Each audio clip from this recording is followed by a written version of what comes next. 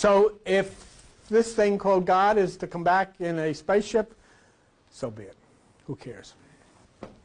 But the primary point that I ask you to consider with this green light is that you are acknowledging your understanding of the fact that a light is coming upon the earth. And look at it on these pictures.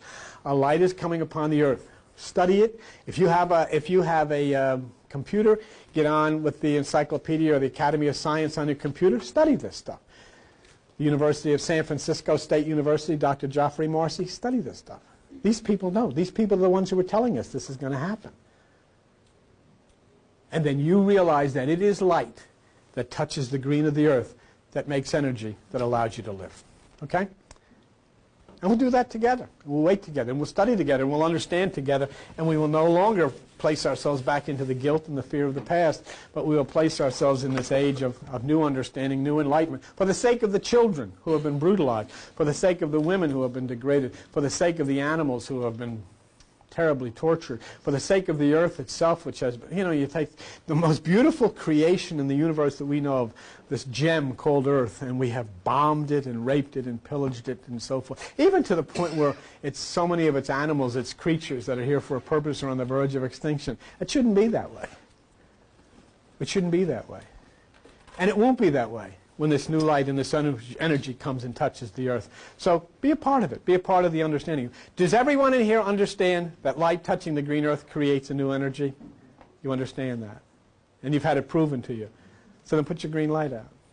Explain about the Passover. What is it? Explain that it's the Passover. Well, yeah, I tried to do that. Joe wanted me, and I'll do it real quickly for you, to understand that what has happened is, see, I won't take your time, I promise you, but you have a Passover inside of yourself. And this happens when the solar plexus energy goes up to the pineal gland and flows open the right hemisphere. Then you have a Passover on the earth. There's 7 chakras or 7 nerve centers inside of your spine that the energy goes through.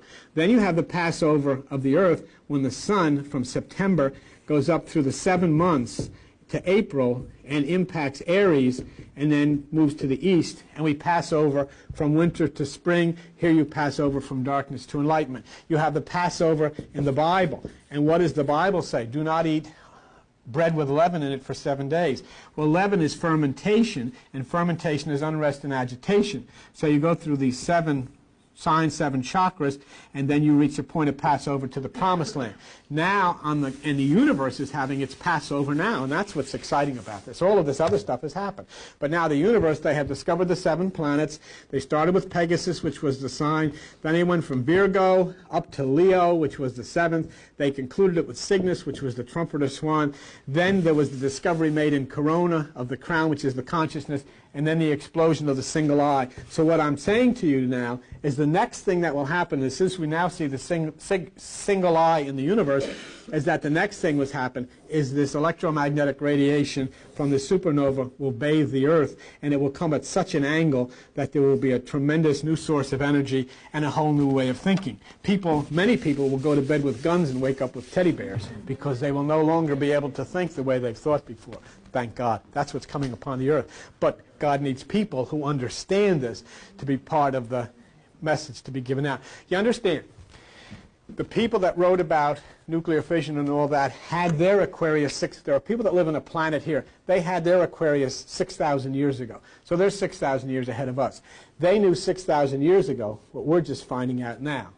So then the people that we're expecting to instruct us and have already started, as I've shown you in the Bible, are the people that live here. There. Okay? That's fine. Now there are people here who live on another planet who are still in Taurus. They still have to go through all of this stuff that we've gone through on this earth until they reach their Aquarius 5,000 years from now. Now when they start looking up, waiting for visitors to come and help them, guess who it's going to be?